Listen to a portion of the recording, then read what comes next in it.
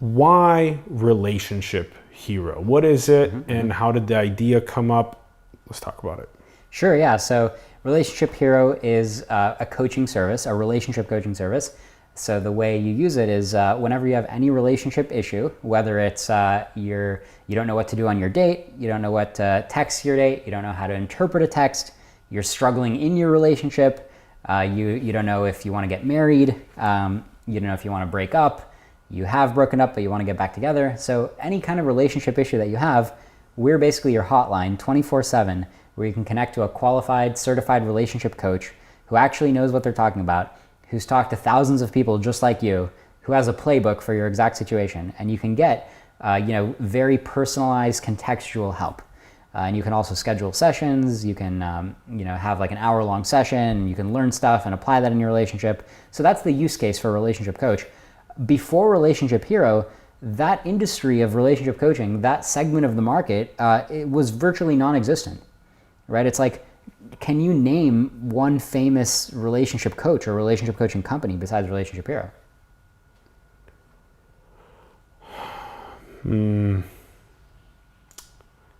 Mostly just coaches that are that work with one-on-one clients that charge like $100 an hour or whatever. Exactly, right. Like And they're not necessarily trustworthy. If you might like try to go on Yelp to see if they're any good, and you have to schedule a physical appointment. So there was something very weird about this industry because it was like a tiny industry, virtually non-existent. And then you look at how many people need relationship coaching, you could probably list a few off the top of your head, right? There's people who are always talking to their friends about their relationship problems.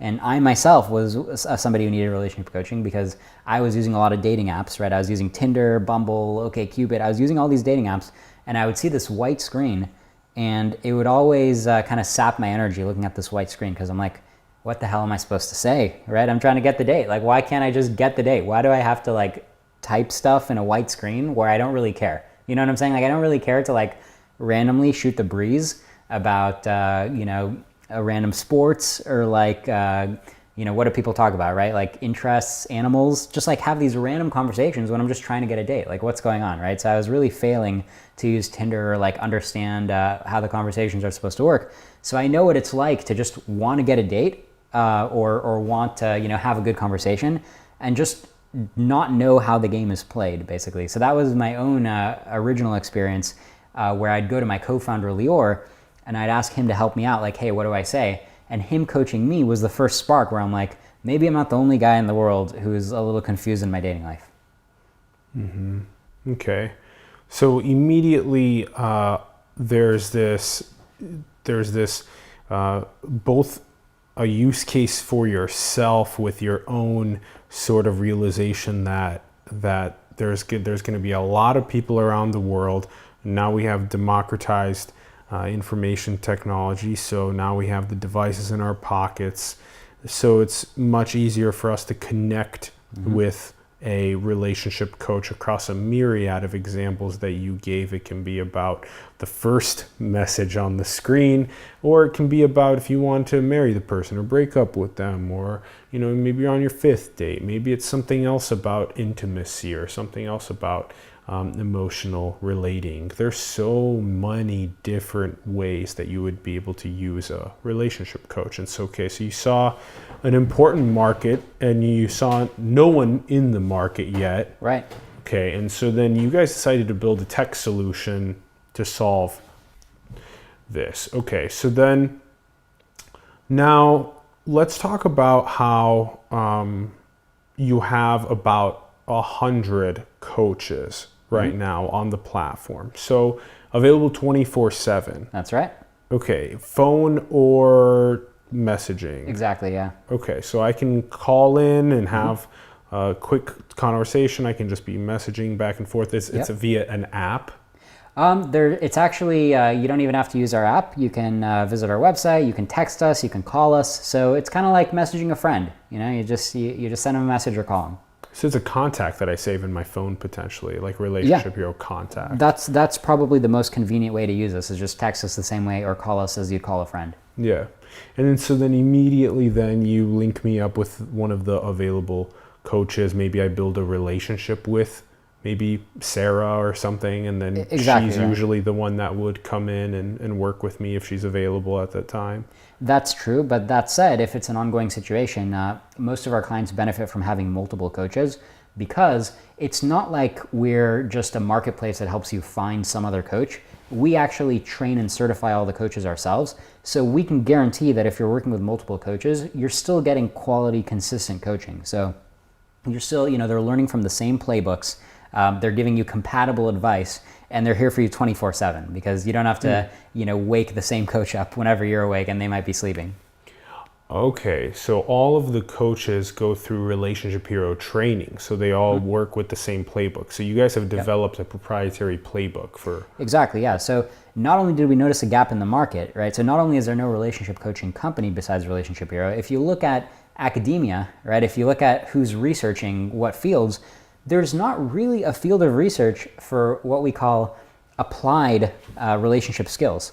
You know what I'm saying? So you'll have psychologists, right? You'll have people researching into mental health, but you don't have people researching, hey, what is the most effective tactic to restore a breakup? You see what I'm saying? It's an applied science. Nobody's researching it. So we simultaneously have to be like, okay, let's have people in our company essentially do the research and write up these guides and test them. And then other people in our company, be the coaches. Let's do both. Let's do the research and also the commercial application.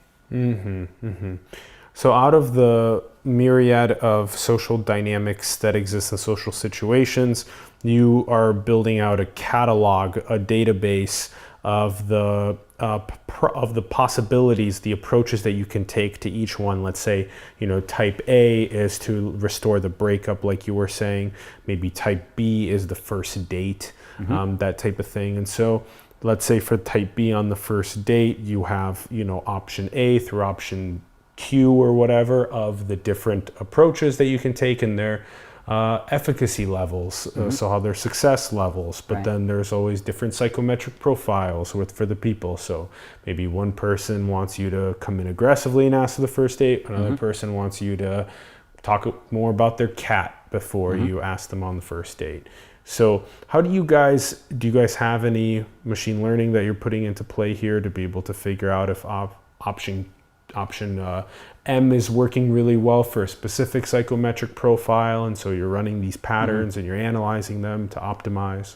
Yeah, so right now we don't have AI doing any of the actual coaching. It's all like human wisdom basically, and the kind of insights we get are like, well, we had this playbook and we tried it on a bunch of clients and we had this hypothesis and it has been proven out 80% of the time. So it's more like humans doing science, more like that than like, oh, the machine figured everything out and here it just spits out the solution and just take it because it's optimal. So it's not like that. We actually think that in terms of what AI can do, there's a lot of fields where AI can come in and start replacing humans, but relationship coaching is a relatively hard problem for AI.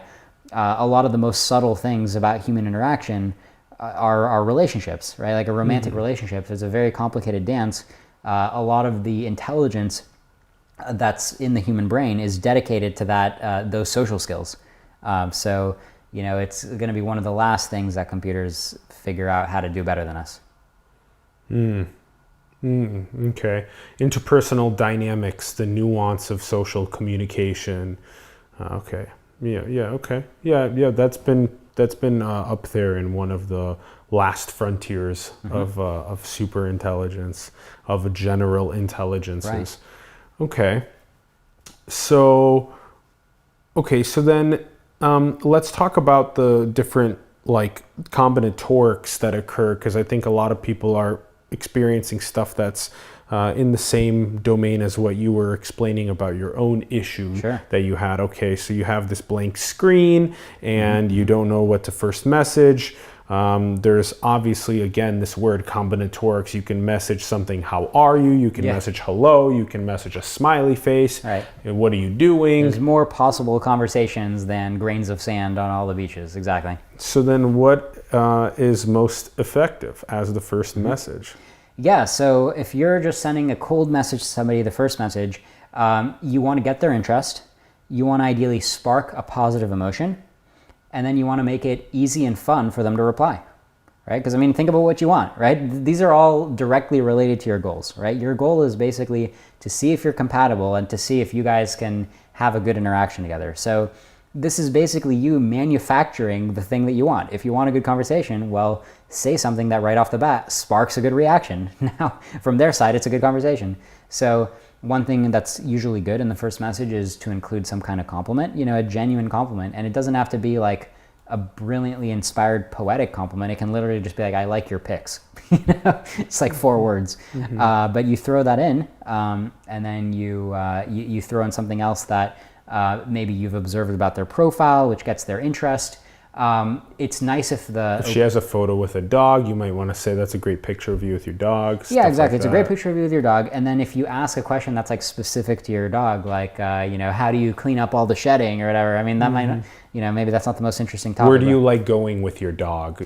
Stuff like that. Where do you like going? And then now that's a good start, but I would tweak that question a little bit because that gets to the last criterion, which is you want it to be easy and fun to answer. So the problem with where do you like going is it's what I call a non-specific question. So it leaves so many possible answers. It's harder for them to reply then? Exactly. So the problem with that question, and this is very subtle, and I've never seen this taught anywhere else, but we teach it at Shapira, which is in order for the girl you're messaging to answer that question, she basically has to give you a specific answer. So she starts having to give you specific detail from your life. Like, well, I like to go to a dog park and there's like a section with small dogs that he likes to play with. So you're expecting a specific detailed answer, but you yourself didn't provide much specific detail in your question.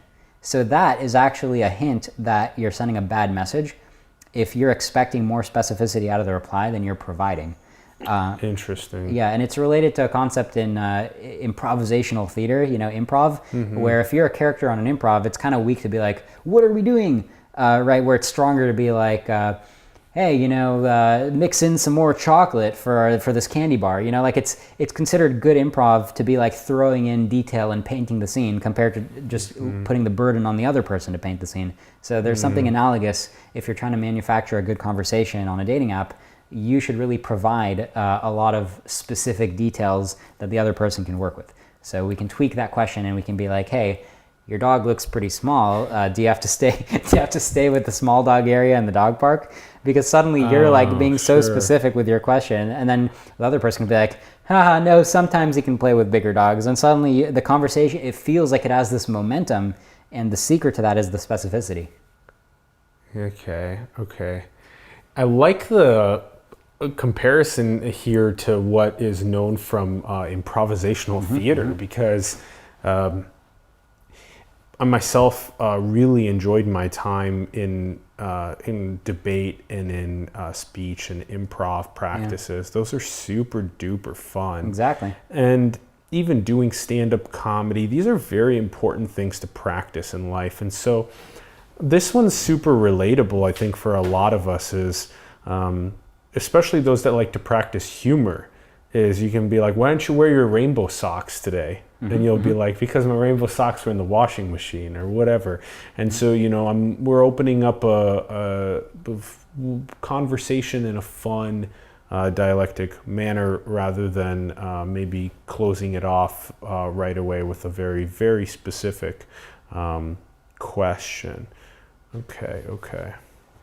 So then, what would then let's go again with some of the higher efficacy strategies for those first moments. You said you want to make it relatable, you want to make it easy to reply to, you want to make them feel like they're having fun. Yep. Okay. Yep. And it is kind of funny because it is, look, for the way we teach it, I use the word manufacture. Like, you want to manufacture a good conversation. You want to contrive a good conversation, but it's still better than saying something lame. You know what I'm saying? So I might sometimes, back when I was dating, I might send a text that it took me 10 minutes to think of the perfect text. But when the other person reads it, right, the reaction they get is like, oh, this conversation is so fun and spontaneous. Oh, interesting. Right? And when I say it now, it's like, wow, it almost sounds like I'm a creep, right? Well, I don't think I'm a creep because look at stand-up comedy, right? The stand-up comic, it's like he looks really cool, right? If you watch a stand-up comic, but the stuff he's telling you is like so memorized, right? Like the most casual gesture he makes is so memorized. So there's some times when your best strategy is to be a little contrived, right? To give the other person that spontaneous feeling. And I think one of those times is, the beginning of online dating. If there's somebody that you really like, you really want to maximize your chances with them, then I think that you should think hard and send them a text that you work hard on, even if it comes off as casual. Mm-hmm. That's a really good comparison to even the smallest gestures in the stand-up routines have had hours and hours of practice to make them for the audience, make them feel like it's a spontaneous. Exactly, you're laughing like a lot of times the stand-up comic, you'll think that he just thought of it, and it's really secretly part of his routine. So the reason a good stand-up comic drills what he's saying like crazy, the reason is because it's high stakes, right? If you want to be at the top of your game and be like, a stand-up comic who's drawing crowds, you better have the best routine you have. And similarly with texting, if you only give yourself 5 seconds to toss off every text, you could be decent, right? But you're just not going to be as good as if you give it your best shot and take a little more time. Okay, so let's say again we have maybe a picture of her that's hiking maybe on a nice trail or something with a nice sunset view or whatnot. Okay, yeah. So what do we say in the first message? Definitely. So I'd throw in something like, I like your pics, or any compliment. And the reason is just because, and I'm imagining a guy talking to a girl, hypothetically. So the reason is just because you get a compliment and it's like, no, everybody likes compliments. And just as a little tangent, a lot of guys are like, oh, don't compliment too much because then you come off needy. That's actually not true. Coming off needy is bad, and a lot of the guys will compliment in a needy way. But as long as you're just genuinely giving a compliment and there's enough other things you're doing that aren't needy, then it's perfect, because who doesn't like getting a compliment, right? Compliments are great. So you start with a compliment, and then you throw in, so you mentioned like hiking on a trail and there's a sunset. So the key to that, most people would ask a generic question, right? Just like, where are you hiking? Where was that hike? Exactly. Which is, it breaks the rule of like, oh, so you want them to tell you something specific and you just ask where. That's not fair. That's not going to make for a good conversation. You're actually killing the momentum when you do that. Okay. So the key is, what can we inject where we're bringing specificity that wasn't there already? So like some random specific thing that might have to do with like hiking on a trail. So let's think about that. Let's see. A random specific... basically think about improv, right? Imagine you're doing an improv for hiking on a trail. Like basically some random thing has to happen to make the scene interesting. Right? Okay, so go ahead. So I'm just thinking like, so what other stuff can you do when you're hiking on a trail and it's the sunset? Oh, okay. Okay, so there's something about maybe the trees, or there's something... Yeah, or anything. Like just a random idea I had is like... I've climbed that tree in the picture before, or whatever. Sure, I mean, that if you can actually... I've climbed that tree in the picture before. I mean, if you really have, sure, that could be interesting. But even if you say that, I would probably mention some specific detail. Like, I like how there's like this fat branch on the back. I've climbed that. But that's not really plausible, but that would be like the kind of thing where you're bringing in specificity. You're talking about the fat branch. Another idea I just had is like, so what kind of trail mix are you packing? Chex? Where you're just like really specifically asking about the trail mix. It's like valid question. That's so funny. What kind of trail mix are you packing? Exactly. Because the thing about it is, you've already given her the compliment, right? So she's already flattered. And now the question, it's a ridiculous question, but it's easy and fun to answer. Yeah, she's just like, I don't pack trail mix on my hikes. I pack fruit. Yeah, exactly. She's like, I was eating a banana, and then you talk about the banana, and it's like, what would you say back to the banana? If she's like, I only like to eat a banana, I might say like, is it organic, or do you go for are you okay with GMO? Like I just say that because it's a specific. Like, here's the thing: she's not gonna delete the conversation, right? She's gonna give you the answer. You know what I'm saying? So okay, so you're adding specificity and leaving her with a more open, or not too open, but kind of actually more of a closed answer. The thing is, it's more like I'm creating momentum. You're creating momentum. That's what you've been saying. Right, because when she's reading these texts, she's thinking like, this is ridiculous, but let me just start typing the answer. This is funny. She's getting going. She's going to start typing the answer. Okay, and then you go organic or GMO, and she says organic. Yeah, she'll be like, oh, I only eat organic. And then you know, what do you say to that? So I don't want to like go down a rabbit hole of the banana, right? But now the thing is, I've already accomplished my objective of starting the momentum. So Okay. now we have momentum. So now what, maybe you ask a new question that's, with this momentum. Yeah, and there's other things I could do. So if she's like, I only eat organic, I might. I know a good organic restaurant. Maybe we should go sometime.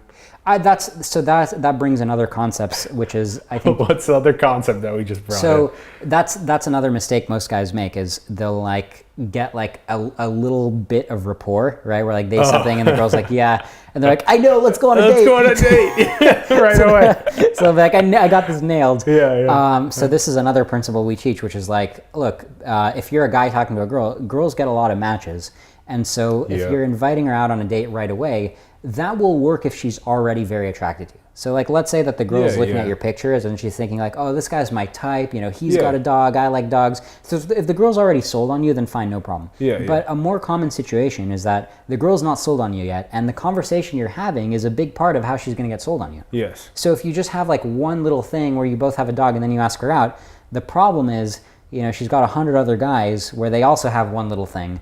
Right, so she could be like, so she might be like, yeah, sure, let's go on a date, and that's where you get the flake, right? So you get a lot of girls flaking, and that's a big problem today is girls will flake.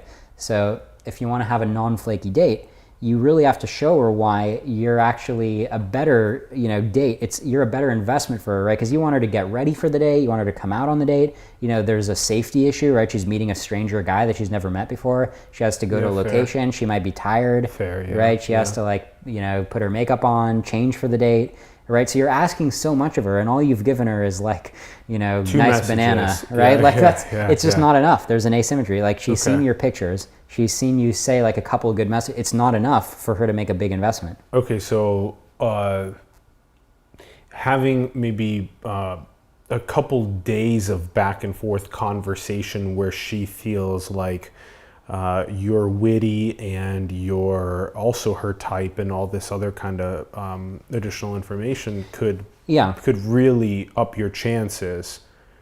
Yeah, I mean, so the main takeaway is, I mean, the thing is, whatever you're hoping to accomplish on the date, right? You want to feel each other out and show each other that you have a good time. The thing is, you can actually start doing a lot of that over the text. Like you can get extra credit. You can accomplish more than most people accomplish. Like most people just think that they can do nothing on text, and the game begins when you meet in person. But really, you can start getting pretty far over text. I mean, some people have entire online relationships. I'm not saying that you should go do that. But I am saying that like whatever charm you were going to show on the date, just start showing it over text. It's the same charm.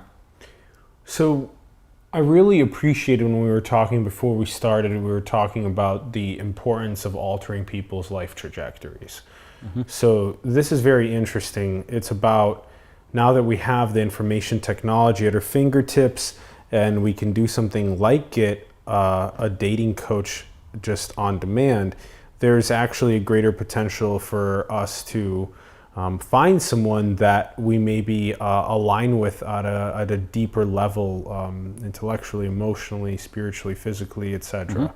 And so for me to invest a little bit more time into looking maybe outside of my immediate, what used to be just village, and now we can look so much further for more diversity in genetics, and that seems to be something that is a big driver of people coming together to form a biological swirl as your like offspring of your child. So okay, so then now if we do invest a little bit more time into doing something like getting a relationship coach, and we nail the first maybe 50 messages which span over 3 days and that keep them engaged and they're super pumped to go out with you, that then you have a greater likelihood of potentially landing a better, more aligned partner that for your life and for maybe who you end up marrying and having a child with. So this is the big deal, is altering people's life trajectories towards better matches. Yeah, I mean, I think what we were talking about, how it's high stakes. So when you use a dating app, you're just swiping, and it's very tempting to treat it like, I don't really care about this, I'm just bored, I'm waiting in line, so I'm just taking this out and swiping. It's like, stop digging around and take this seriously, because if you're in your 20s right now, right, you're eventually going to get married, you're going to have kids, so you kind of only have one shot to find the right partner, right? It's a big freaking deal. It's, I mean, if you had to put a price on it, it's on the order of like $1 million. Millions of It's like $1 million, yeah. right? So are you really going to pretend that it's like casual to just open an app and swipe people? Because, if you're in your 20s or if you're single, chances are within the next few years, you're going to be making a huge life decision as to who you're going to date. So when you're busting out that app and when you're typing stuff with your thumbs, it might feel casual, but I think you should give it the seriousness that it deserves. Yeah, this is a very interesting perspective. There's people that come on with the intention of just these desires for like one night stands, the whole Netflix and chill culture, and then there's also this like very serious, especially with like OkCupid and stuff. There seems to be more of a drive towards, or Bumble, the more of a drive towards like serious dating, rather than hookup culture on Tantan or Tinder and stuff like that. So then if you do come in with that intent of having this be more about like serious dating and identifying life partners, this type of stuff, then every single message is actually mission critical. But then we also have to remember that, especially like let's just take an example, right? Let's take an example like let's just throw me into the mix.